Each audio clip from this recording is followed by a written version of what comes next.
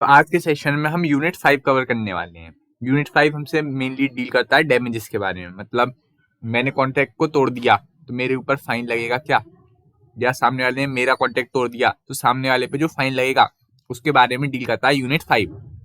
सुनना, जो यूनिट 5 से पहले एक काम की बात बता दूं, मॉड्यूल अपने आप में न favour, module is sufficient in itself. Module से अलग कुछ नहीं आता, मतलब सीए फाउंडेशन में ही कुछ नहीं आता। लॉ भी छोड़ो, लॉ भी एक अलग चीज रही। मैं तो बोल रहा हूँ सीए फाउंडेशन में मॉड्यूल से अलग ज्यादा कुछ नहीं आता।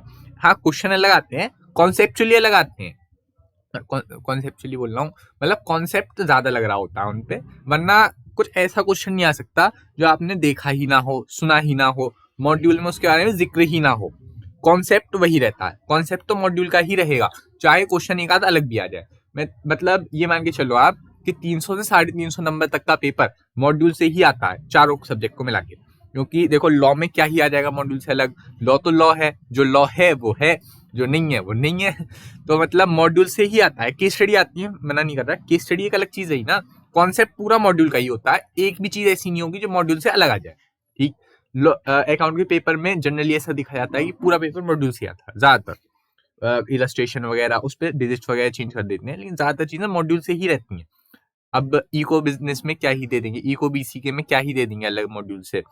बस हाँ, मैथ में कभी कभी कुछ कुछ क्वेश्चन अलग आ जाते हैं, वरना ज्यादातर चीजें फॉर्मुला बेस्ड आती हैं मैथ में भी। तो ऐसी कोई खास दिक्कत वाली बात नहीं है। अगर आप मॉड्यूल ही ढंग से कवर करके जाएं तो आराम से काम हो जाएगा।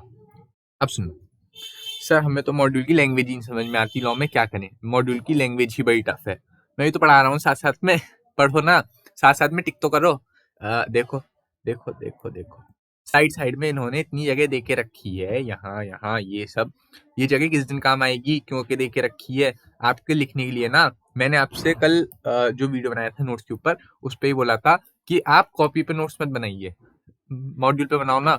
अब देखो कॉपी पे नोट्स बनाने का नुकसान क्या है। कॉपी पे नोट्स बनाना सही है, कोई दिक्कत नहीं है, लेकिन नुकसान ये है टाइम बहुत लगता है। हम पे इतना टाइम होता नहीं है।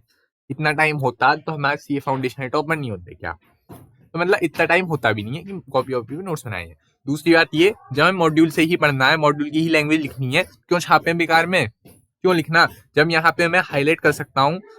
जैसे जैसे देखो, अगर मैं यहाँ पे 3 चीजें हाईलाइट कर सकता हूँ और इनका मीनिंग यहाँ शॉर्ट में आसानी से लिख सकता हूँ, तो क्यों लिखूं, कॉपी क्यों बनाऊं।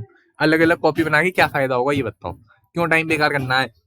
आपको लिखने की प्रैक्टिस करनी है ना, लिखो लिखो लिखो लिखो, क्वेश्चन लिखो, आरटीपी एमटीपी पीवाईक्यू करो ना, पीछे बैक क्वेश्चन है वो सॉल्व करो, लिख लिख के सॉल्व करो, उसको मना नहीं कर रहा। या फिर आप रेगुलरली आर्टिकल लिखो, जो हमारा बीसीआर है उससे शुरू करो, उससे लिखो धीरे धीरे। बाकी बीसीआर वगैरह मैं कराऊंगा ही थोड़ी बहुत। इसके अलावा देखा जाए तो आपको जो मेनली करना है वो मॉड्यूल ही कवर करनी है, मॉड्यूल से अपने आप में काम हो जाएगा। अब सुनो, मॉड्यूल की लैंग्वेज समझ नहीं आती तो क्या होगा। मॉड्यूल की लैंग्वेज समझ नहीं आती तो आपने पढ़ी कितनी बार है तो बताना। 5-6 बार पढ़ो, अपने आप समझ में आएगी। मैं भी तो साथ साथ में पढ़ा रहा हूँ ना, मेरे साथ में हाईलाइट करते रहो, लिखते रहो साइड साइड में, अपने आप मॉड्यूल की लैंग्वेज समझ आएगी। अच्छा, मॉड्यूल की लैंग्वेज फिर भी समझ नहीं आ रही तो ऐसी कंडीशन में आप नोट्स रेफर कर सकते हो, कोई दिक्कत नहीं है, लेकिन मॉड्यूल पर ही बेस्ड होने चाहिए आपके नोट्स। मतलब जो नोट्स आप फैकल्टी के रेफर करो, किसी फैकल्टी के नोट्स रेफर करो, वो मॉड्यूल पर ही बेस्ड होने चाहिए, क्योंकि जो फैकल्टी होती है वो भी मॉड्यूल पर बेस्ड ही नोट्स बनाती हैं। और कोई भी ऐसी फालतू की चीज पढ़ने की जरूरत नहीं है जो मॉड्यूल में ना हो। मॉड्यूल से अलग कोई चीज होती है तो अमेंडमेंट वगैरह में हमें वो दे ही देते हैं, आपको कुछ अलग से खास पढ़ने की जरूरत है नहीं। तो मॉड्यूल अपने आप में इनफ है, मॉड्यूल पर ही भरोसा रखो, जो चीज पढ़ रहा हो उसको ही 10-15 बार पढ़ो, अलग अलग चीजों को पढ़ने से कोई फायदा नहीं है।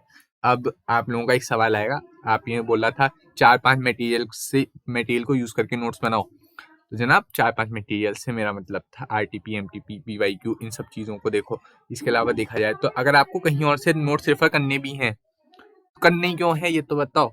मतलब मॉड्यूल से अगर आपको समझ नहीं आ रहा, सिर्फ उसी कंडीशन में आप किसी और नोट की तरफ जाएंगे, वरना बिल्कुल भी नहीं जाएंगे। ठीक साहब, बात ये, मॉड्यूल अपने आप में काफी है। चलो आ जाओ, आज बहुत भाषण हो गया ब्रो, पढ़ लेते हैं हम सर। हाँ देखो, breach breach breach breach breach, breach मतलब होता है तोड़ना, ब्रीच मतलब होता है तोड़ना, फ्रेडी की तरह दांत नहीं, कॉन्ट्रैक्ट का तोड़ना यार, कॉन्ट्रैक्ट को तोड़ना, कॉन्ट्रैक्ट को तोड़ देना ब्रीच ऑफ द कॉन्ट्रैक्ट होता है। रेमिडीज, रेमिडीज मतलब होता है, रेमेडीज मतलब अगर कॉन्ट्रैक्ट तोड़ दिया तो क्या राइट्स मिलेंगे। बोले तो एक तरह से मैं बोलूं तो कंपनसेशन। रेमेडीज मतलब एक लाइन में बोलूं तो कंपनसेशन। ठीक। रेमेडीज मतलब कंपनसेशन। ठीक बात है। आ जाओ। तो इस यूनिट में बेसिकली हमें देखना है कंपनसेशन कैसे मिलेगा और कॉन्ट्रैक्ट तोड़ दिया तो क्या फर्क पड़ेगा। अच्छा, कॉन्ट्रैक्ट तोड़ने से पहले ये और समझो कॉन्ट्रैक्ट टूटता किस तरह से है। तो जनाब हमने पहले यूनिट 3 तक ये पढ़ा कॉन्ट्रैक्ट बनाते कैसे हैं।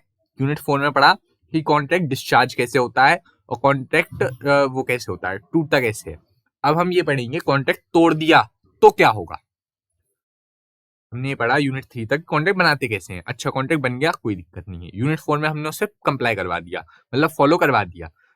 अगर यूनिट 4 में हमने ये भी देखा कि अगर कॉन्ट्रैक्ट टूटा, मतलब कॉन्ट्रैक्ट कब कब टूटता है, कब कब फॉलो होता है, कब कब राइट्स पूरे हो जाते हैं, कब कब राइट पूरे नहीं होते। यूनिट 5 में हम ये देखेंगे कि इन कंडीशन कॉन्ट्रैक्ट टूट जाता है तो क्या होगा। तो देखो, दो तरह से कॉन्ट्रैक्ट टूट सकता है।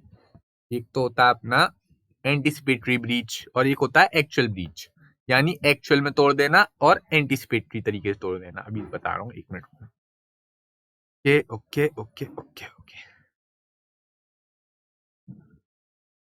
आज है 15 तारीख, 15 जुलाई। और मेरे को वो भेजना है 29 जुलाई को। ठीक, इस बंदे को सामान भेजना है, ए को सामान भेजना है बी को 29 जुलाई को। कौन सा वाला सामान, समझ गए ना। ठीक है। अच्छी बात कर रहा हूँ, घर में काला जादू थोड़ी लाऊंगा। हाँ मतलब तो 15 तारीख को इन्होंने कॉन्ट्रैक्ट बनाया कि 29 को सामान भेजना है। अगर देखो 29 की डेट आ गई, 29 ड्यू डेट है ना अपनी, 29 तो ड्यू डेट है। वो पेमेंट वाली ड्यू डेट से हिसाब मत लगाना, ड्यू डेट मतलब जिस डेट पर कॉन्ट्रैक्ट पूरा होना है। तो कॉन्ट्रैक्ट पूरा होना है 29 तारीख को। अगर 29 तारीख आ गई और कॉन्ट्रैक्ट पूरा नहीं हुआ तो ये हो गया एक्चुअल ब्रीच। लेकिन अभी 29 तारीख आई नहीं है। मेरे को 22 तारीख को ही पता चल गया कि बाई कॉन्ट्रैक्ट को परफॉर्म करने में इंटरेस्टेड ही नहीं है, बाई परफॉर्मेंस को देने में इंटरेस्टेड ही नहीं है। तो ऐसी सिचुएशन में उसे बोलेंगे anticipatory breach of contract. Anticipatory breach of contract का मतलब होता है बिफोर ड्यू डेट पता चल जाए, बिफोर टाइम फिक्स्ड परफॉर्मेंस है। परफॉर्मेंस का टाइम अभी आया नहीं, मतलब 29 तारीख आई नहीं और मेरे को पहले ही पता चल गया कि बी कॉन्ट्रैक्ट को परफॉर्म नहीं करने वाला। तो इसको बोलेंगे anticipatory breach. Before due date पता चल जाए कि कॉन्ट्रैक्ट होने ही नहीं वाला, परफॉर्म ही नहीं होने वाला।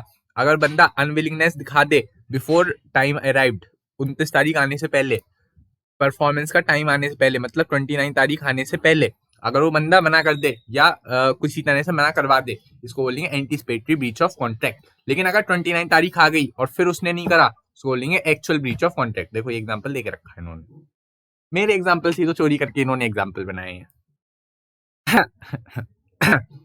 सेक्शन 39 पढ़ा था ना हमने कि कब कब कॉन्ट्रैक्ट तोड़ा जाता है। तो कॉन्ट्रैक्ट तब तब टूटता है, अभी सेक्शन 39 कल परसों ही तो पढ़ा है, कल ही पढ़ा है यार यूनिट 4 में। 37 ये था कॉन्ट्रैक्ट कब डिस्चार्ज होता है, जब सारे right obligation as per contract पूरे हो जाएं, लॉ डिस्चार्ज कर देता है सेक्शन 37। 38 ये था कि अगर सामने वाला परफॉर्म करना चाहता है और मैं परफॉर्म करने से मना कर दूं तो ऐसी कंडीशन में मेरे राइट्स तो खत्म हो जाएंगे, सामने वाले के राइट्स बिल्कुल एब्सोल्यूट रहेंगे। और सेक्शन नंबर 39 बोलता था कि कॉन्ट्रैक्ट कब खत्म होता है, जब बंदा खुद मना कर दे या उसके कंडक्ट से पता चल जाए कि वो आगे कंटिन्यू रखने में इंटरेस्टेड नहीं है, कॉन्ट्रैक्ट को कंटिन्यू रखने में इंटरेस्टेड नहीं है। ऐसी कंडीशन में कॉन्ट्रैक्ट को रेप्यूडिएटेड मान लिया जाता है। तो एंटीसिपेटरी ब्रीच का असर क्या आएगा। 22 तारीख को मेरे को पता चल गया बी कॉन्ट्रैक्ट करना नहीं चाह रहा, तो इसका असर क्या पड़ेगा 29 तारीख तक। या तो देखो मैं 22 तारीख को ही कॉन्ट्रैक्ट को मना कर दूंगा, मेरे अभी 29 तारीख आई नहीं है ना, देखो 29 को होनी है मेरी एक्चुअल परफॉर्मेंस और मेरे को पता चल गया कि बी 22 तारीख को ही परफॉर्म नहीं करना चाह रहा, बी परफॉर्म करेगा ही नहीं 29 को। ये बात मेरे को 22 तारीख को बहुत अच्छी तरह पता चल गई। अब ऐसी सिचुएशन में क्या होगा, या तो मैं कॉन्ट्रैक्ट को यहीं कैंसिल कर दूंगा, और बी से मांग लूंगा डैमेजेस, ठीक। या फिर मैं इस कॉन्ट्रैक्ट को चालू रखूंगा और वेट करूंगा 29 तारीख का। अगर 29 को वो नहीं होता तो फिर वो एक्चुअल ब्रीच के केस में आ जाएगा, और फिर मैं यहाँ पे कॉन्ट्रैक्ट के इसमें ऐसे केस में मैं कॉन्ट्रैक्ट को रिसाइन करके डैमेजेस फिर क्लेम कर सकता हूँ, कोई दिक्कत नहीं। या फिर मैं 22 तारीख को ही बी को ऑर्डर दिलवा सकता हूँ कोर्ट से स्पेसिफिक परफॉर्मेंस का, कि स्पेसिफिक परफॉर्मेंस करवाने का ऑर्डर दिलवा सकता हूँ, ठीक है। चलो देखो इफेक्ट देखो ये कि मैं या तो उसी दिन पर छोड़ सकता हूँ कॉन्ट्रैक्ट को, कोई दिक्कत वाली बात नहीं है, या वेट करूंगा, मतलब बिना वेट करे कॉन्ट्रैक्ट को उसी दिन छोड़ सकता हूँ, 22 तारीख को छोड़ दूं, या फिर कॉन्ट्रैक्ट को ना छोड़ते हुए मैं वेट करूंगा उस पर्टिकुलर डे का, और अगर वो नहीं आएगा, अगर वो परफॉर्म नहीं कर पाएगा 29 को, उस कंडीशन में मैं उससे वो कर दूंगा, मतलब केस फेस कर दूंगा। ठीक है। अब सुनना बीच में सुनना। कॉन्टेक्ट होना है 29 को, ठीक। 22 तारीख को मेरे को पता चला कि बी कॉन्टेक्ट करने में इंटरेस्टेड नहीं है, 22 तारीख को मेरे को पता चल गया कि बी कॉन्टेक्ट करने में इंटरेस्टेड नहीं है। अब 24 तारीख को मोदी जी आते हैं और वो इस कॉन्ट्रैक्ट की चीज को बोले तो अपनी ड्रग्स को इलीगल कर देते हैं, हालांकि इलीगल है लेकिन फिर से इलीगल कर देते हैं। और बताओ, तो ऐसी कंडीशन में अब आ गई यहाँ पे सुपरवीनिंग इम्पॉसिबिलिटी। क्या वो मेरे को बाद में सामान सप्लाई कर पाएगा? बिल्कुल नहीं कर पाएगा। ये हो गया सुपरवीनिंग इम्पॉसिबिलिटी का केस। और जब भी सुपरवीनिंग इम्पॉसिबिलिटी होती है तो हमने पढ़ा था सेक्शन नंबर 56 में, हम डैमेजेस क्लेम नहीं कर सकते, डैमेजेस क्लेम मैं नहीं कर पाऊंगा, ठीक। तो इसी वजह से मतलब अगर 22 तारीख को मेरे को पता चला है तो मैं वेट कर सकता हूँ 29 तक का, या इसी दिन कॉन्ट्रैक्ट छोड़ सकता हूँ। दोनों ही केसेस में मैं डैमेजेस मांग सकता हूँ। लेकिन अगर बीच में सुपरवीनिंग इम्पॉसिबिलिटी आ गई तो कॉन्ट्रैक्ट हो जाता है बुरी तरह से वॉइड, और ऐसी कंडीशन में डैमेजेस नहीं मांगे जा सकते, ठीक। चलो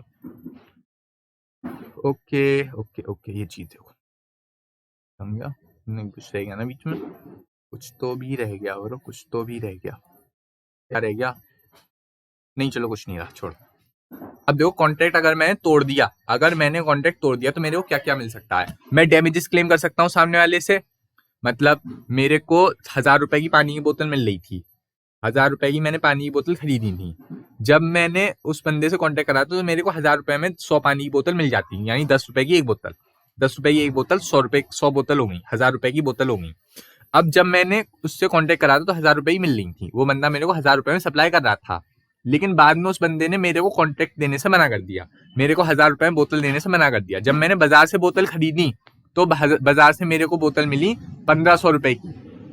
तो क्या मैं उससे वो 500 रुपए क्लेम कर सकता हूँ? हाँ कर सकता हूँ, क्योंकि अगर वो कॉन्ट्रैक्ट कर देता पूरा तो मेरे को 1000 रुपए में पड़ती, लेकिन मैंने क्योंकि बाजार से ली तो इस वजह से मेरे को 500 रुपए फालतू देने पड़े, तो ये डैमेजेस का क्लेम होता है। अब जब आप बाजार वगैरह में जाओगे ना, जैसे सोल प्रोप्राइटर भी होते हैं हमारे, तो वहां पे ये सब चलता है। कभी देखना, किसी जाके पूछ के देखना, वहां पे डैमेजेस वगैरह ऐसे रियल में देने पड़ते हैं। और वहां पे कट्टे के कट्टे, मतलब काफी सारे, मतलब जो जैसे मैं गेहूं वगैरह का वो कर रहा हूँ तो वहां पे कट्टे वट्टे देने पड़ जाते हैं, वैसी डैमेजेस के तौर पर फ्री में देना पड़ जाता है। तो जनाब ये बातें किताबी नहीं है, ये सारी चीजें प्रैक्टिकल है। उनसे आप जाके पूछोगे ना तो बिल्कुल इसी तरह से काम करते हैं। अब उन्हें पता नहीं होगा कि ये चीजें लॉ में देके रखी हैं, लेकिन वो इसी तरह से काम करके रखते हैं। क्योंकि जिसकी हमें तो लॉ के अगर आप पॉइंट को उठा के देखोगे तो वहां पे आपको बस एक ही चीज दिखेगी, जिसकी गलती है उस पर फाइन लगा दो, जिसकी नहीं है उसे छोड़ दो। लॉ के प्रोविजन इसी पॉइंट पर बनाए जाते हैं। चलो देखो, रिसेशन ऑफ कॉन्ट्रैक्ट को आप छोड़ सकते हो, या तो आप डैमेजेस मांग लो या कॉन्ट्रैक्ट को छोड़ दो। कुछ कुछ कंडीशन में दोनों कर सकते हो, कोई दिक्कत नहीं है। जैसे एंटिसिपेटरी ब्रीच के केस में यहाँ पे आप कॉन्ट्रैक्ट भी छोड़ सकते हो और डैमेजेस भी मांग सकते हो। लेकिन जैसे सुपरवीनिंग इम्पॉसिबिलिटी है तो वहां पे आप कॉन्ट्रैक्ट तो छोड़ सकते हो, कॉन्ट्रैक्ट छूट ही जाता है, छोड़ कर सकते हो, लेकिन आप डैमेजेस क्लेम नहीं कर पाओगे, ठीक है। स्पेसिफिक परफॉर्मेंस के लिए बोल सकते हो क्या? हाँ, ऐसी कंडीशन जहां पे सिर्फ डैमेजेस से काम ना चले वहां पर हम स्पेसिफिक परफॉर्मेंस के लिए केस कर सकते हैं। जैसे बहुत पुरानी पेंटिंग है, मेरे को वो पेंटिंग चाहिए, तो ऐसी सिचुएशन में मैं स्पेसिफिक परफॉर्मेंस का केस कर दूंगा और बोलूंगा पेंटिंग मेरे को दिलवाओ, ठीक है। इंजेक्शन रोक देना, जैसे ट्विन टावर को गिराने के लिए ऑर्डर आ गया, मैं स्टे ऑर्डर ला सकता हूँ क्या कुछ दिनों के रोकने के लिए? हाँ ला सकता हूँ। पुलिस मेरे को पकड़ने को आई, मैंने इंजेक्शन का ऑर्डर ला दिया, कोर्ट मतलब कुछ दिन रुक जाओ, मेरे को अभी मत पकड़ो। हालांकि नहीं कर सकते ऐसा, लेकिन फिर भी एग्जाम्पल देने में क्या जा रहा है। ये तो चलो देखते हैं, अभी रुक जाओ। आओ आओ आओ, सेक्शन नंबर 73, सेक्शन नंबर 73 ये बात करता है हमसे ऑर्डिनरी डैमेजेस के बारे में। ऑर्डिनरी डैमेजेस के बारे में अभी देखना, देखो देखो देखो ये रहा। सेक्शन नंबर 73 बोलता है कि कंपनसेशन आप दे सकते हो, कंपनसेशन आप ले सकते हो। अगर आपने सफर करा है कॉन्ट्रैक्ट को टूटने की वजह से तो आपको कंपनसेशन मिलेगा। आपको अगर लॉस हुआ है या आपको किसी तरह का डैमेजेस हुआ है तो आप उसे क्लेम कर सकते हो, कोई दिक्कत वाली बात नहीं है। 1000 रुपए की बोतल अगर आपको 1500 की पड़ी है तो आप 500 रुपए क्लेम कर सकते हो, कोई दिक्कत वाली बात नहीं है। लेकिन वो जो लॉस होना चाहिए वो नेचुरली होना चाहिए in the course of business, course of event, sorry, natural loss होना चाहिए। नेचुरल लॉस मतलब वैसा नहीं कि अर्थक्वेक आ गया, ऐसा कुछ नहीं। नेचुरल लॉस होना चाहिए उस इवेंट के थ्रू। मतलब जैसे मैंने स्पोर्ट इवेंट ऑर्गेनाइज करवाया था, स्पोर्ट इवेंट ऑर्गेनाइज करवाया था और मैं चीफ गेस्ट था, मेरे बिना शुरू ही नहीं हो सकता था और वो शुरू हुआ भी नहीं, तो मेरे से किस चीज का पैसा मांगा जा सकता है? डेकोरेशन का, खाने पीने का, इससे ज्यादा कुछ नहीं, और तो कुछ नहीं मांगेंगे। ऐसा थोड़ी है कि वहां पे जो मतलब जैसे कोई वो बैठने बैठने का सामान आया उसका पैसा मांग सकते हैं, टेंट वेंट लगवाया उसका पैसा मांग सकते हैं, कोई दिक्कत नहीं है। लेकिन अचानक से बाढ़ आई और सारी कुर्सी सारे टेंट सब बह गए, इसमें क्या मेरी गलती है? नहीं ना। तो आप मेरे से किसी रिमोट या इनडायरेक्ट लॉस का खर्चा नहीं मांग सकते, रिमोट या इनडायरेक्ट लॉस का डैमेजेस नहीं मांग सकते। ठीक, ओके ओके ओके ओके, समझा? इसे रुकना। रिमोट या इनडायरेक्ट लॉस वाली बात कहाँ यार? रिमोट या इनडायरेक्ट लॉस, ये रहा। आप मेरे से किसी रिमोट या इनडायरेक्ट लॉस का पैसा नहीं मांग सकते। रिमोट मतलब दूर का, वो टीवी वाला रिमोट नहीं। रिमोट या इनडायरेक्ट लॉस का पैसा नहीं मांग सकते। ठीक, एक बात का ध्यान रखना, स्पेशल डैमेजेस को केवल और केवल प्रीवियस नोटिस पर ही लिया जा सकता है, बाकी कोई दिक्कत वाली बात नहीं है। सुनना सुनना सुनना सुनना, स्पेशल डैमेजेस होते क्या है? स्पेशल डैमेजेस मतलब होता है loss of profit, loss of profit.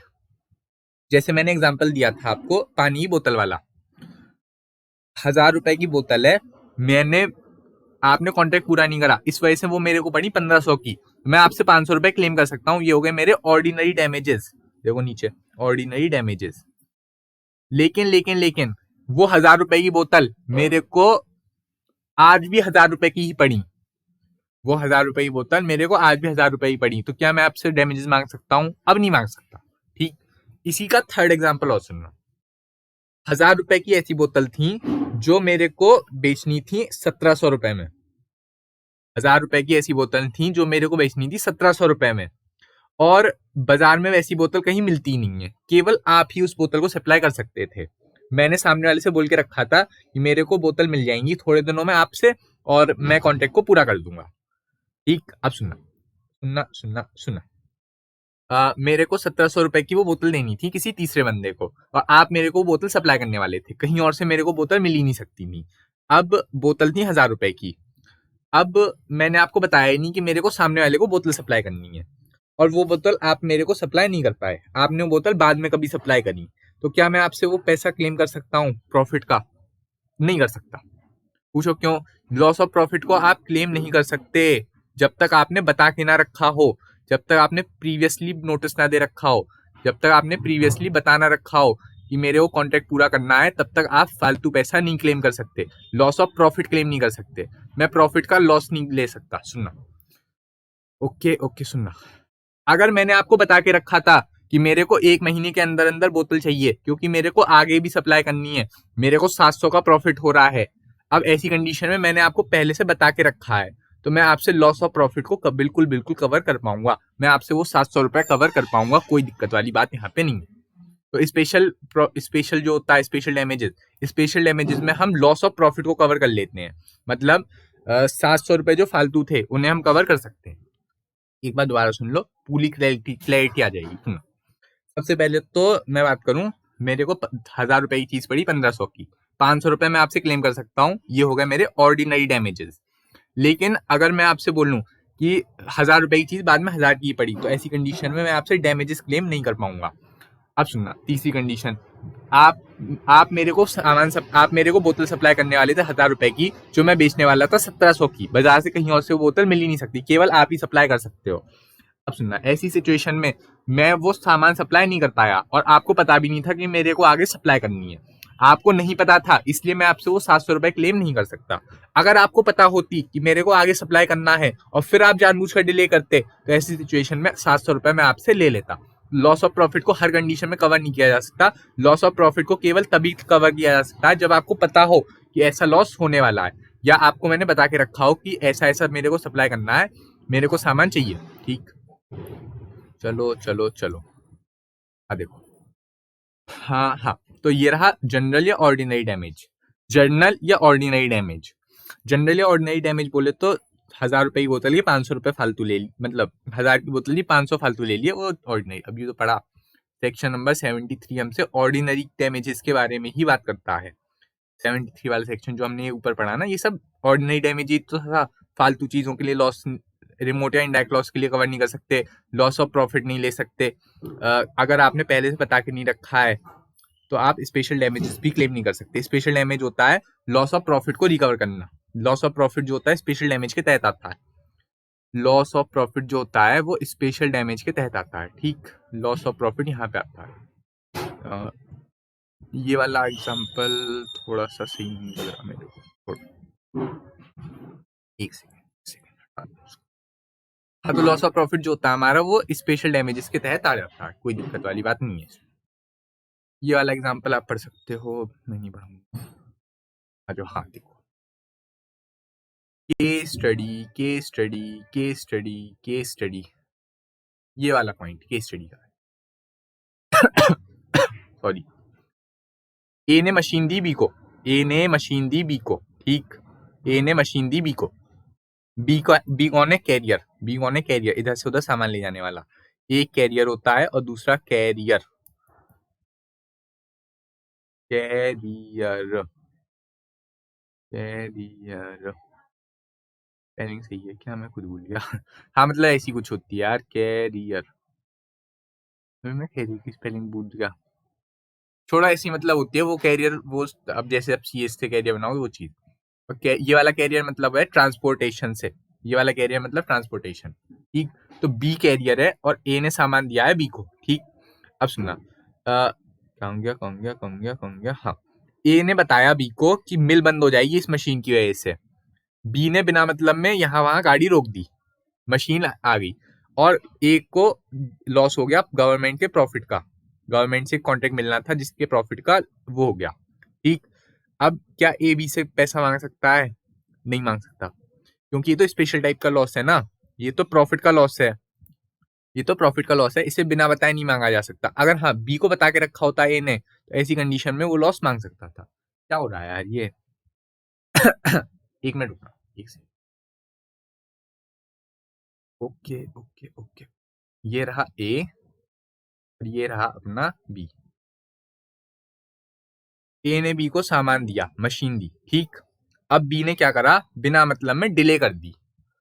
ए की जो मिल थी, मिल बिना इस मशीन के चल नहीं सकती। सपोज चीनी काटने वाली मिल है, तो चीनी काटने वाली मशीन ही नहीं है। हाँ, मतलब गन्ना छीलने वाली मशीन ही नहीं है। अब बिना गन्ना छीलने वाली मशीन के मिल चल ही नहीं सकती, तो ए की मिल बंद हो गई। अब ए को मिले 2 ऑर्डर्स ना, एक ही ऑर्डर मिला। एक तो मिला गवर्नमेंट का ऑर्डर, ठीक, एक तो मिला गवर्नमेंट का ऑर्डर, ठीक, और एक मिले एक जो उसका ऑर्डिनरी प्रॉफिट होता है। ठीक, ऑर्डिनरी मतलब नॉर्मल प्रॉफिट। एक दिन में मेरे को 100 रुपए का प्रॉफिट होता है, ऐसे एक दिन में मिल से करीब 100 रुपए का प्रॉफिट होता है। ये हो गया अपना ऑर्डिनरी प्रॉफिट। ऑर्डिनरी प्रॉफिट और गवर्नमेंट का ऑर्डर, गवर्नमेंट का ऑर्डर। अब बी ने बिना मतलब में डिले करना शुरू कर दिया। बी ने वो मशीन सप्लाई करी नहीं, बिना मतलब का डिले करा। अब ए को डैमेज चाहिए। अब मैं ये पूछ रहा हूँ, ए ने बी को बता के ही नहीं रखा कि गवर्नमेंट से ऑर्डर भी मिला है, तो ए क्या क्लेम कर सकता है? गवर्नमेंट का ऑर्डर, गवर्नमेंट का ऑर्डर का प्रॉफिट, या ऑर्डिनरी प्रॉफिट? तो जनाब, अगर ए ने बता के नहीं रखा बी को, तो वो केवल ऑर्डिनरी प्रॉफिट क्लेम कर सकता है, ये चीज क्लेम नहीं कर पाएगा। लेकिन अगर ए ने बता के रखा है मेरे को गवर्नमेंट से बहुत बड़ा ऑर्डर मिलने वाला है और मेरे को मिल जल्दी से जल्दी सामान चाहिए, तो वो इस प्रॉफिट को कवर कर सकता है। ठीक, आपको क्वेश्चन को पढ़ना पड़ेगा, क्वेश्चन में देखना पड़ेगा कि क्वेश्चन में उसने बताया है या नहीं बताया। अगर बताया होगा तो आप क्लेम कर पाओगे, नहीं बताया होगा तो क्लेम नहीं कर पाओगे। यही रियल लाइफ सिचुएशन भी है। आप अगर मैं आपको बता दूं कि मेरे को प्रॉफिट होने वाला है इतने का, आप इसे सप्लाई कर देना, फिर आप ना करो, तो मैं आपसे प्रॉफिट क्लेम कर सकता हूँ। लेकिन अगर आपको पता ही ना हो तो आपको सपना थोड़ी आ रहा है। कोई कितना भी बड़ा ज्ञानी व्यक्ति सही, किसी को सपने थोड़ी आते हैं मेरे को प्रॉफिट होने वाला है, इसको जल्दी जल्दी सामान सप्लाई कर दो, नहीं ना। ठीक, तो देख लो ये चीज है। ए को गवर्नमेंट का वो कॉन्ट्रैक्ट मिला था, वो छोड़ दिया इन्हें, और एवरेज अमाउंट ऑफ प्रॉफिट होता है उससे डेली, वो खत्म हो गया। तो ऐसा मतलब चलता रहा। इस वजह से वो उसने बता के नहीं रखा था, इस वजह से वो गवर्नमेंट के प्रॉफिट को क्लेम नहीं कर सकता, गवर्नमेंट के ऑर्डर वाले प्रॉफिट को क्लेम नहीं कर सकता। सिंपल प्रॉफिट को क्लेम करा जा सकता है, कोई दिक्कत वाली बात नहीं है। अब देखो विंडीसरी या एग्जाम्पलरी डैमेजेस। अरे अरे अरे, किसी बंदे को आपने शादी का वादा करा था, आपने उसका दिल तोड़ दिया, तो ऐसी कंडीशन में उसकी फीलिंग को हर्ट करने के लिए कंपनसेशन तो दो रे। बेचारे की फीलिंग हर्ट करी है आपने, तो कंपनसेशन तो दो ना। ये हो गया विंडीसरी damages.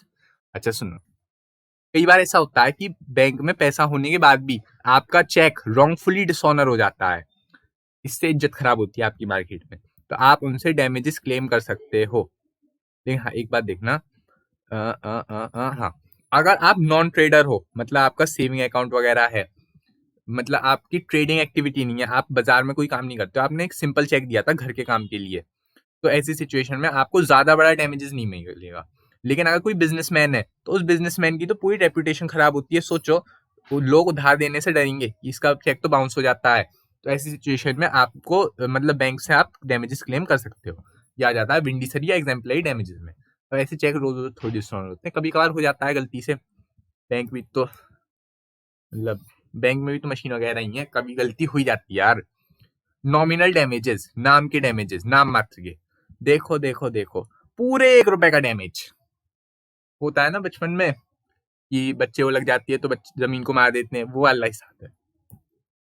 Deterioration caused by delay. अगर मैं डिले कर रहा हूँ, क्या मेरे से डैमेजेस मांगे जा सकते हैं? हाँ मांगे जा सकते हैं। अब सुनना सुनना सुनना सुनना, अगर कोई बंदा मेरा सामान लेके आ रहा है, जैसे जैसे जैसे ये ए है, ये बी है, और ये सी है। सी ए से सामान लेके दे रहा है बी को, मतलब ट्रांसपोर्टेशन है यार, सी ट्रांसपोर्टर है। तो अब सी ने बिना मतलब में डिले कर दिया, तो क्या बी सी से डैमेजेस मांग सकता है? हाँ मांग सकता है। किस चीज के? सामान खराब होने के। सिर्फ सामान खराब होने के भी नहीं, देखना यहाँ पे देखना, डिले की वजह से वो सामान खो भी तो सकता है, मतलब सेल की अपॉर्चुनिटी भी तो खो रहा है वो। हो सकता है सामान पहले आ जाता तो वो जल्दी सामान बेच देता। ये ऐसा सामान बिना नोटिस के दिया जा सकता है, मतलब क्या पहले से बताना जरूरी है? नहीं, पहले से बताने की भी कोई जरूरत नहीं होती। अगर आपका कोई लॉस हुआ है, स्पेशल अपॉर्चुनिटी फॉर सेल का लॉस हुआ है, तो ऐसी कंडीशन में आप बिना नोटिस के, बिना बताए भी डैमेजेस क्लेम कर सकते हो, कोई दिक्कत नहीं है। किससे करोगे? कैरियर से, मतलब ट्रांसपोर्टेशन सर्विस प्रोवाइड करने वाले से करोगे। और जो प्रीफिक्स डैमेजेस, इसको हम प्यार से बोलते हैं पेनल्टी। पेनल्टी पेनल्टी पेनल्टी के बारे में हमसे सेक्शन नंबर 74 बात करता है, अभी देखेंगे। अच्छा देखो देखो देखो, एक चीज होती है पेनल्टी और एक होता है लिक्विडेटेड डैमेजेस। मेरे को नहीं लगता पेनल्टी के बारे में मेरे को कुछ बताना चाहिए। लिक्विडेटेड डैमेज देखो, एक्चुअल डैमेज। लिक्विडेटेड डैमेज का मतलब होता है एक्चुअल डैमेज, मतलब एक्चुअली में कितना डैमेज हुआ, ठीक सा बात। लिक्विडेटेड डैमेज मतलब होता है एक्चुअल में कितना डैमेज हुआ। पेनल्टी मतलब आपने कॉन्ट्रैक्ट पूरा नहीं करा तो कितना वो होगा। अब सुनो, इंग्लिश लॉ ने बोल के रखा है कि हम दोनों दोनों मानते ही नहीं है। हम तो लिक्विडेटेड डैमेजेस या पेनल्टी दोनों को वो नहीं करेंगे, मतलब दोनों में से कोई एक चीज लेंगे, दोनों दोनों लेंगे ही। मतलब आपने फिक्स करके रखा है कि देखो, एक्स और Y, X promise Y a please to pay 10,000 as charity, ठीक। अब सुनना, एक्स ने प्रॉमिस करा था वाई को 10,000 रुपए देने का चैरिटी के तौर पर, और नहीं, इन्होंने पेनल्टी का एग्जांपल थोड़ा अजीब देख रखा है, ये वाला देखो। A penalty provided by contract is 10 lakh, 1 lakh, 1 lakh की पेनल्टी हुई, ठीक। एक्चुअल लॉस है 70,000 का। सुनना सुनना सुनना, 1 लाख की पेनल्टी इन्होंने सेट करके रखी थी कि अगर आप कॉन्ट्रैक्ट तोड़ते हो तो 1 लाख की पेनल्टी होगी। जो एक्चुअल लॉस हुआ वो 70,000 का हुआ। तो 70,000 जो है वो हो गया आपका लिक्विडेटेड डैमेजेस, और 1 लाख जो हुआ वो आपकी हुई पेनल्टी। अब सुनना सुनना सुनना सुनना, अगर यहाँ पे जो इंडियन लॉ है, कहाँ था? इंडियन लॉ बोलता है आपसे कि हम पेनल्टी और लिक्विडेटेड डैमेजेस में कोई अंतर नहीं मानते, हम दोनों को सेम मानते हैं। लेकिन आपको जो भी मतलब हम देंगे लिक्विडेटेड डैमेजेस ओनली, मतलब लिक्विडेटेड डैमेजेस ही देंगे, रीजनेबल सम ही मिलेगा आपको, ज्यादा कुछ नहीं मिल सकता। जैसे देखो इंडियन लॉ के तहत अगर हम देखा जाए, इंडियन लॉ के तहत अगर हम देखने जाए तो आपको केवल 70,000 रुपए ही मिलेंगे। आपको लिक्विडेटेड डैमेजेस बोले तो रीजनेबल सम ही मिलेगा, केवल और केवल रीजनेबल सम ही मिलेगा, रीजनेबल कंपनसेशन ही मिलेगा, आपको कोई फालतू की पेनल्टी नहीं मिलेगी। लेकिन लेकिन लेकिन इन्होंने एक बहुत ही बढ़िया कंडीशन और लगा के रखी है। इन्होंने बोला अगर आपका लॉस हो जाए 1,50,000 का तो भी आपको 1 लाख ही मिलेंगे, क्योंकि आपने कॉन्ट्रैक्ट में तो 1 लाख ही लिख के रखा है ना, 1 लाख से ज्यादा नहीं देंगे। मतलब आपने जितना फिक्स करके रखा है उससे कम दे देंगे, उससे कम जितना रीजनेबल होगा उतना दे देंगे, कोई दिक्कत नहीं है। क्या 1 लाख दे सकते हैं? हाँ दे सकते हैं। अब देखो देखो देखो देखो, इंडियन लॉ बोलता है हमारे पास इतना टाइम ही नहीं है कि हम पेनल्टी और लिक्विडेटेड डैमेजेस देखते बैठे, हमारे पास इतना टाइम ही नहीं है कि हम पेनल्टी या लिक्विडेटेड डैमेजेस देखते बैठे। हम तो आपको रीजनेबल कंपनसेशन देंगे। रीजनेबल कंपनसेशन कितना देंगे? जितना आपने फिक्स करके रखा है। मतलब आपने 1 लाख फिक्स करके रखा है ना, तो 1 लाख से ज्यादा तो देंगे ही नहीं, 1 लाख से कम उतना देंगे जितना आपका रीजनेबल कंपनसेशन बन रहा है। जैसे ऊपर वाले केस में 70,000 रुपए रीजनेबल कंपनसेशन बन रहा था, तो आपको रीजनेबल कंपनसेशन मिल जाएगा, ठीक। लेकिन लेकिन लेकिन पेनल्टी नहीं मिलेगी, ठीक है। चलो, लेकिन हाँ इन्होंने एक्सेप्शन डाल के रखी है कि अगर आपको सेंट्रल या स्टेट गवर्नमेंट का बॉन्ड साइन कर रखा है, मतलब अगर ये बॉन्ड सेंट्रल या स्टेट गवर्नमेंट का होता तो हर कंडीशन में 1 लाख ही देने पड़ते, ठीक है। चलो, ये गवर्नमेंट वाले बड़े चालाक होते हैं, पता है ना तुम्हें। हाँ, तो ए ने कॉन्टेक्ट करा बी के साथ, अगर ए प्रैक्टिस करता है as a surgeon in Kolkata तो वो पे करेगा 50,000 रुपए। कम गया, हाँ। ए ने कॉन्टेक्ट करा बी के साथ, अगर ए प्रैक्टिस करता है कोलकाता में तो वो बी को 50,000 रुपए देगा। ए प्रैक्टिस करता है, बी को कंपनसेशन जो मिलेगा वो 50,000 से ज्यादा का नहीं मिलेगा, क्योंकि 50,000 रुपए रीजनेबल है। ये सब तो बात पता ही है आपको। छोड़ो छोड़ो छोड़ो, हाँ, इंडियन इंग्लिश लॉ देखते हैं। इंग्लिश लॉ बोलता है कि आपको या तो लिक्विडेटेड डैमेजेस मिलेगा या पेनल्टी मिलेगी, दोनों दोनों नहीं मिलेंगे। अगर आपको लगता है कि वो जेन्युइन है, जेन्युइन या रीजनेबल है, तो उसे आप लिक्विडेटेड डैमेजेस बोल देना। लेकिन अगर वो थोड़ी सी ज्यादा लगे, अगर वो ज्यादा लगे, अनरीजनेबल लगे, तो उसे हम बोलेंगे पेनल्टी। उस पर लेना कोई ऐसी खास बात नहीं है। हाँ, इंडियन लॉ देख के रखना है, 74 सेक्शन। तो दोबारा देख लो, एक बार दोबारा देख लो, एक बार दोबारा। इंडियन लॉ बोलता है कि हमारे पास इतना टाइम ही नहीं है कि हम ये देखते बैठे कि आपका वो हुआ है डैमेजेस या पेनल्टी। हम तो दोनों में से वो देंगे जो रीजनेबल होगा। हम तो रीजनेबल चीज देंगे, लेकिन रीजनेबल चीज कितनी होगी? उससे ज्यादा नहीं होगी जितना आपने फिक्स करके रखा है। मतलब 1 लाख फिक्स करके रखा है ना, तो 1 लाख से ज्यादा तो देंगे ही नहीं। 1 लाख से कम जितना रीजनेबल है उतना दे देंगे। 70,000 रीजनेबल है ना, दे देंगे।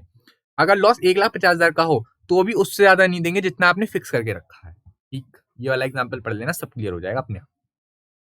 चलो आ जाओ, इंग्लिश लॉ में बस इतना है कि अगर वो ज्यादा हो तो वो पेनल्टी, और अगर कम हो तो वो क्या बोलते हैं इसे, लिक्विडेटेड डैमेजेस। बात करता, आ जाओ आ जाओ आ जाओ। हाँ, तो पेनल्टी ज्यादा होती है, एक बार देख के जाना जरा। आजकल ऐसे अजीब अजीब से क्वेश्चन बहुत आ रहे हैं, मतलब इनका कोई भरोसा नहीं है, 5 नंबर में कभी भी डाल देंगे वाला क्वेश्चन। तो देखो देखो देखो, कहाँ गया? हाँ, तो जनाब पेनल्टी जो होती है वो थोड़ी सी बड़ी होती है। लिक्विडेटेड डैमेजेस काफी सिंपल से होते हैं, पता है कि आपको रीजनेबल क्लेम होता है। ओके, पढ़ लेना, ये सब मैं नहीं पढ़ा रहा। आ जाओ, हाँ। Okay okay okay okay, damages के अलावा आप और क्या क्या कर सकते हो? कॉन्ट्रैक्ट को छोड़ सकते हो, रिसाइन कर सकते हो, ठीक, बात खत्म, कोई दिक्कत नहीं, कैंसिल कर दो, कॉन्ट्रैक्ट छोड़ दो। क्वांटम मैरियट अभी रुकना पड़ा मुझसे। देखो, स्पेसिफिक परफॉर्मेंस, जब सिर्फ डैमेजेस से काम ना चले, जब सिर्फ डैमेजेस से काम ना चले, ऐसी सिचुएशन में आप स्पेसिफिक परफॉर्मेंस के लिए क्लेम कर सकते हो। मतलब जैसे मेरे को एक पेंटिंग बहुत पसंद आई, उस पेंटिंग के लिए मैं क्लेम कर सकता हूँ, कोई दिक्कत नहीं है। Suit of injection, suit for injection, injection बोले तो रोकना, रोक देना, इंजेक्शन ऑर्डर आते हैं कोर्ट से कि जैसे देखो कहाँ गया, एक फिल्म स्टार काम करने के लिए रेडी है, लेकिन वो बीच में छोड़ के जाना चाह रहा है, तो वो छोड़ के जाना चाह रहा है, तो उसे हम इंजेक्शन से रोक सकते हैं, हम बोल सकते हैं आप रुको, रोकने के लिए होता है, ठीक। अगर कोई बंदा कॉन्ट्रैक्ट को तोड़ना चाह रहा है तो कोर्ट उसे रोक सकती है इंजेक्शन का ऑर्डर इशू करके, ठीक। रेस्टेन कर सकते हैं, रोक सकते हैं, उसे रोक सकते हैं। रेक्सटेन, अबस्टेन, रोक देना, ना करना, अबस्टेन मतलब होता है ना करना। एक सिंगर है जो 2 महीने के लिए काम करने के लिए रेडी है, लेकिन वो कहीं और परफॉर्म करना चाह रहा है, तो हम उसे रोक सकते हैं। ट्विन टावर को आप गिरने से रोक सकते हो इंजेक्शन का ऑर्डर लाके, ठीक है, ठीक है। हाँ, अगर कोई बंदा राइटफुली छोड़ता है कॉन्ट्रैक्ट को तो उसे कंपनसेशन मिलेगा, सेक्शन नंबर 75 ही बोलता है। मतलब मैंने शॉपकीपर से सामान लिया और शॉपकीपर ने सामान देने से मना कर दिया, क्या मेरे को पैसे देने की जरूरत है? नहीं, बिल्कुल भी नहीं। और मैं कॉन्ट्रैक्ट को रिसाइन कर सकता हूँ क्या? हाँ, कर सकता हूँ, मेरे पास रिसाइन करने का ऑप्शन आ गया, क्योंकि उसने ब्रीच कर दिया ना कॉन्ट्रैक्ट का। कॉन्ट्रैक्ट ये था कि मेरे को 29 तारीख को सामान चाहिए, उसने 29 तारीख को सामान देने से मना कर दिया, अब उसने कॉन्ट्रैक्ट तोड़ दिया। अब मैंने तो कॉन्ट्रैक्ट राइटफुली रिसाइन करा है ना, मतलब मैंने तो लॉ के तहत ही तो रिसाइन करा है, लॉ ही बोलता है कि आप रिसाइन कर सकते हो, उल्टा डैमेजेस और मांग लेना। देखो देखो, सुनो सुनो, 22 तारीख को अगर मैं कॉन्ट्रैक्ट रिसाइन कर देता, ऊपर वाला कॉन्ट्रैक्ट अगर मैं 22 तारीख को रिसाइन कर देता, कम गया, मिटा दिया मैंने। हाँ, तो अगर मैं कॉन्ट्रैक्ट तो रिसाइन कर दूं तो ऐसी कंडीशन में मेरे पास कंपनसेशन मांगने का राइट आएगा। अगर कोई बंदा राइटफुली कॉन्ट्रैक्ट को छोड़ रहा है तो उसके पास डैमेजेस मांगने का राइट आएगा, सेक्शन नंबर 75 बोलता है। तो देख लेने से मतलब याद कर लेना, ये लाइन याद कर लेना। आओ आओ आओ। हाँ, क्वांटम मैरियट थोड़ा सा ऐसा रूल है कि अगर कोई बंदा, इससे मेरे को थोड़ी बहुत क्वासी कॉन्ट्रैक्ट की याद आती है, अगर कोई बंदा मतलब कोई इंजर्ड पार्टी है, मतलब किसी बंदे, एक सेकंड, हाँ सुन, ऐसा है कि सपोज एक बंदे ने 10 किलो चावल भिजवाए थे, मतलब हमारे यानी हमारा कॉन्ट्रैक्ट हुआ 40 किलो चावल का, हमारा कॉन्ट्रैक्ट हुआ था 40 किलो चावल का, 40 kgs, ठीक। और आपने मेरे को कितने भिजवाए? 10 किलो तो भिजवा दिए। जब आपने 10 रुपए भिजवाए, हमारे बीच में ऐसा कॉन्ट्रैक्ट था कि हम पार्ट वाइज भिजवाएंगे, मतलब पार्ट वाइज बोले तो 10-10 किलो के 4 स्लॉट में भिजवाएंगे। 10 किलो भेजने के बाद पैसे ले लेना, फिर 10 के बाद पैसे ले लेना, फिर 10 के बाद पैसे ले लेना, फिर 10 के बाद पैसे ले लेना। दोबारा सुनो, 40 किलो का कॉन्ट्रैक्ट ऐसा था कि 10-10 किलो 4 बार जाएगा और 4 बार ही पैसे आएंगे। अब आपने 10 किलो तो मेरे को भेजे, अब मेरे को 10 किलो लेने के बाद मेरा मन नहीं करा पैसे देने का, तो आपको नहीं लगता कि आपका 10 लाख का नुकसान हो गया है? क्या आपको नहीं लगता आपको 10 लाख नहीं 10 किलो का नुकसान हो गया है?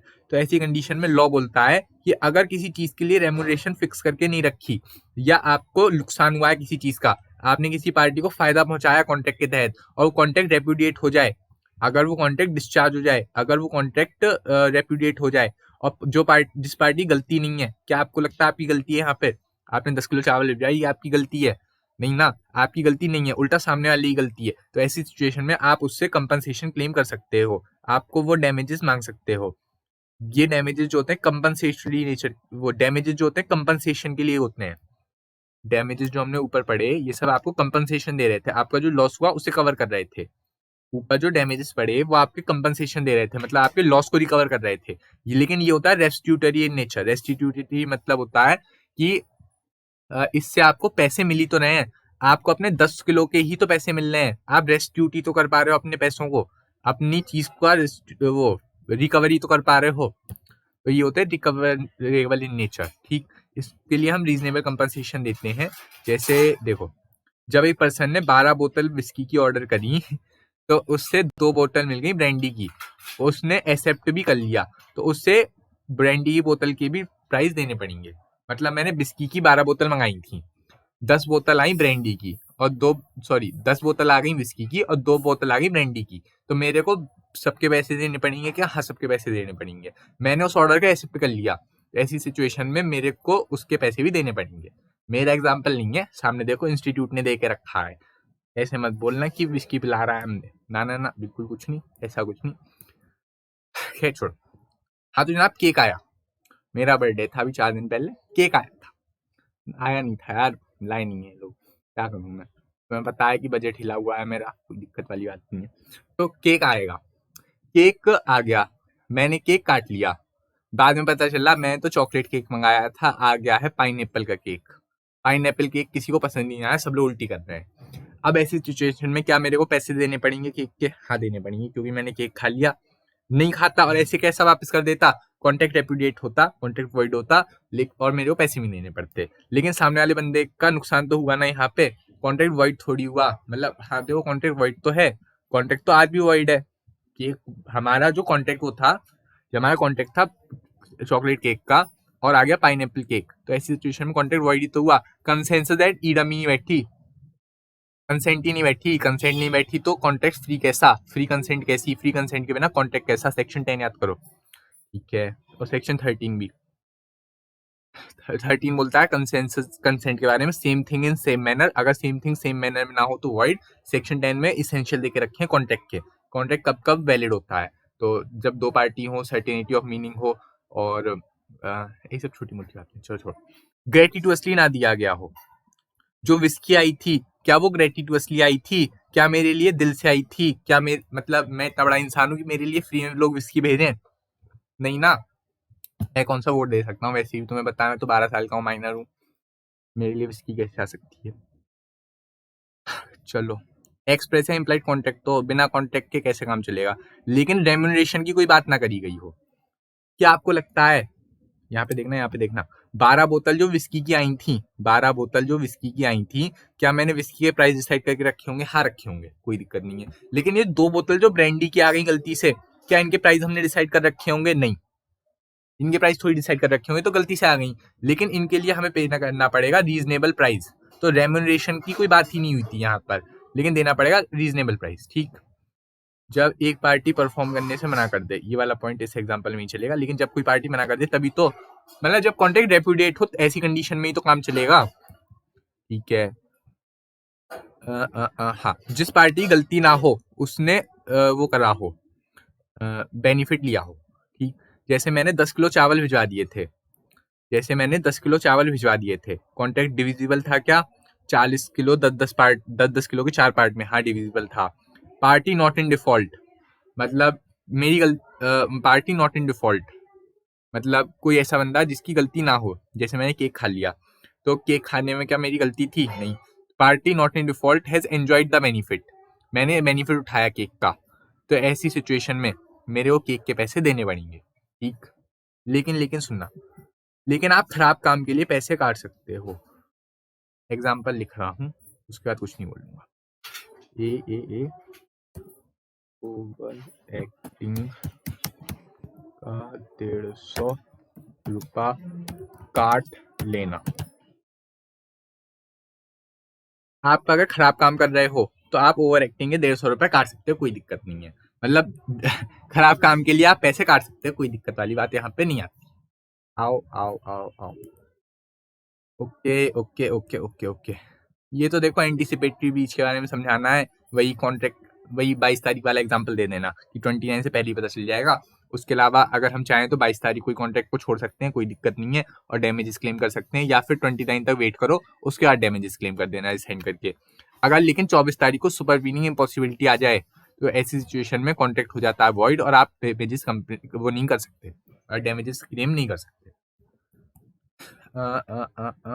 ये 74 है, लिख देना, तो कोई दिक्कत नहीं। 74 ही है ना, 74 ही है मेरे, हाँ 74 ही है। ओके आ जाओ। एक्स एंटर इनटू, हाँ ये वाला देखो, इम्पोर्टेंट इम्पोर्टेंट। एक तो ये वाली केस स्टडी, और एक ये वाली, कहूँगा कहूँगा कहूँगा कहूँगा कहूँगा कहूँगा कहूँगा। ओके ओके ओके, होनी तो चाहिए, और देखो ढूंढो ढूंढो। एक सेकेंड, केस स्टडी मैंने बोला था केस। ये देखो, अगर यहाँ पे गवर्नमेंट को बता के रखा होता, अगर बता के रखा होता बी ने, तो ए ने बी को बता के रखा होता गवर्नमेंट के ऑर्डर के बारे में, तो बी से डैमेजेस क्लेम कर लेता स्पेशल वाले, लेकिन उसने बता के नहीं रखा था, इस वजह से वो क्लेम नहीं कर सकता। ठीक, एक तो ये वाला केस, और दूसरा केस यहाँ से ये आता है, ये वाला भाई क्वेश्चन नंबर 3 अपना प्रैक्टिकल क्वेश्चन 3। देखो देखो देखो कौन गया, ये। तो एक्स ने वाई को ऑर्डर दिया था कि वो 1000 बोतल देगा, 5 रुपए each. X enter into contact Y to supply. एक सेकंड रुकना यार, वाई वुड सप्लाई एक्स, क्या सप्लाई करेगा,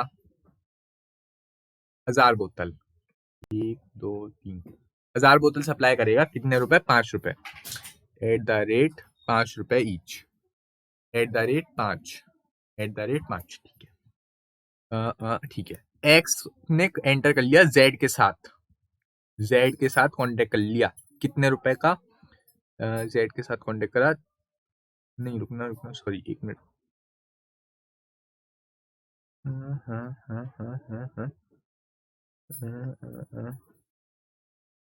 बात कुछ गलत सी क्यों लग रही है। X enter into contact Y at the rate and same time performing with Y। अच्छा ठीक है ठीक है ठीक है ठीक है ठीक है ठीक है ठीक है।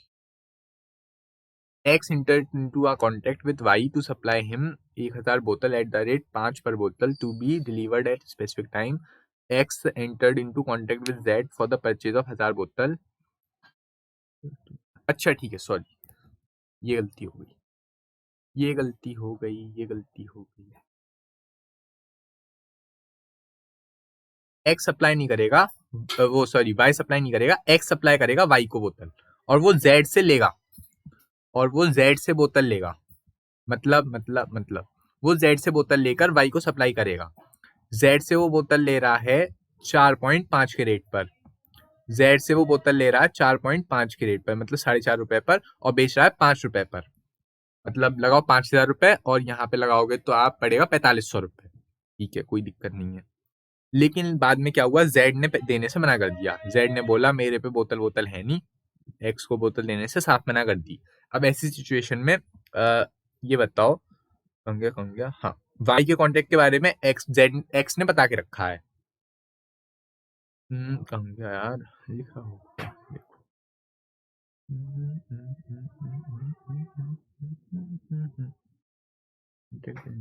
वाई, हाँ देखो, उसने जेड को बता के रखा है वाई के साथ में, वाई के साथ में जो कॉन्टेक्ट है वो एक्स ने बता के रखा है, एक्स ने जेड को बता के रखा है कि उसका कॉन्ट्रैक्ट है वाई के साथ 5 रुपए पर, तो क्या वो 500 रुपए क्लेम कर सकता है, हाँ कर सकता है। पूछो कैसे, 5000 की बोतल ये रही, 5000 में वो देगा इसको, और लेगा कितने, 4500 में, मतलब 4500 में लेके 5000 की देगा, तो इसको बोलेंगे 500 रुपए का फायदा। तो वो स्पेशल डैमेजेस क्लेम कर सकता है जेड से, लॉस ऑफ प्रॉफिट भी क्लेम कर सकता है, क्योंकि जब एक्स जेड ने बोतल नहीं दी तो वाई को ही सप्लाई नहीं कर पाएगा। हमने पढ़ा था कि loss of profit can be claim from person, मतलब 4500 की बोतल 5000 में बेचता है तो 500 प्रॉफिट होगा, और उसने वो बता के रखा है जेड को, अगर नहीं बता के रखा होता तो वो कंपनसेशन क्लेम नहीं कर पाता। अब सुनना, उसी डेट पर मार्केट प्राइस हो गया बोतल का 5 रुपए 25 पैसे, क्या वो डैमेजेस क्लेम कर पाएगा या नहीं कर पाएगा। सुनना, उसने वाई के कॉन्टेक्ट के बारे में बता के रखा है, उसको 1000 बोतलें क्या करना था, 5000 में बेचनी थी, मतलब 500 रुपए का प्रॉफिट हो रहा था, तो अभी वो जेड से केवल 500 रुपए कवर कर पाएगा। लेकिन अगर अगर ये वाला कॉन्टेक्ट, मतलब अगर उसने ये वाले बारे में बता नहीं रखा होता, अगर उस जेड एक्स ने ये नहीं बता रखा होता जेड को कि मेरा वाई के साथ भी कोई कॉन्टेक्ट है, तो वो मार्केट प्राइस क्लेम कर पाता। सुनना, मार्केट प्राइस बोले तो 7.5, वो सॉरी 5 रुपए 25 पैसे, 5 रुपए 25 पैसे का मतलब हो गया 5250 रुपए, 5250 रुपए, और इसे पड़ रहे थे करीब करीब 4500 रुपए की बोतल, तो वो करीब 750 रुपए क्लेम कर पाता, वो 750 रुपए क्लेम कर पाता जेड से, अगर उसने वाई के बारे में नहीं बता के रखा होता।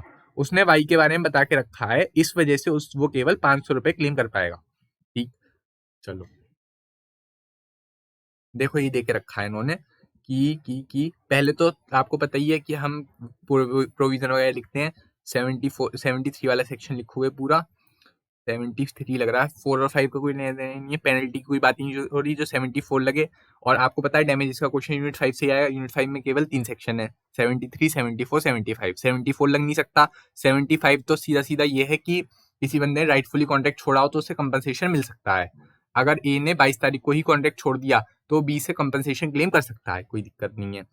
अब देखो, अगर मैं 73 उसकी बात करूं, क्या बोलते हैं, पहले प्रोविजन लिखेंगे, प्रोविजन के बाद फैक्ट ऑफ द केस लिखेंगे, एट लास्ट में कंक्लूजन आता है। तो जनाब फैक्ट ऑफ द केस लिखा, फैक्ट ऑफ द केस पे ये सारे पॉइंट है। अब देखो, अगर एक्स ने नहीं बता के रखा होता वाई के कॉन्ट्रैक्ट के बारे में तो वो मार्केट प्राइस को क्लेम कर पाता, मतलब 0.7 पैसा कैसे, देखो मार्केट प्राइस कौन गया, मार्केट प्राइस हो गया ना 5 रुपए 25 पैसे और 4.5 में वो खरीद रहा था, तो 0.75 पैसा वो क्लेम कर पाता। लेकिन अगर उसने वाई के बारे में बता रखा होगा तो ऐसी सिचुएशन में वो केवल वाई का पैसा क्लेम कर पाएगा, यानी वो 500 रुपए ही क्लेम कर पाएगा। बात ठीक है, ये यूनिट खत्म। अब कल हम यूनिट 6 और कवर कर लेंगे, बात ही खत्म। ये इंडियन कॉन्ट्रैक्ट की वो मतलब शुरू सेंटर हमने पूरा खत्म करा है। अब थोड़े दिनों में इसका वो डालेंगे शॉर्ट रिवीजन, उसके बाद 1 शॉट, देन आरटीपी एमटीपी हम साथ साथ कर ही लेंगे, कोई दिक्कत। चलो पढ़ते ही, तब तक मिलते हैं।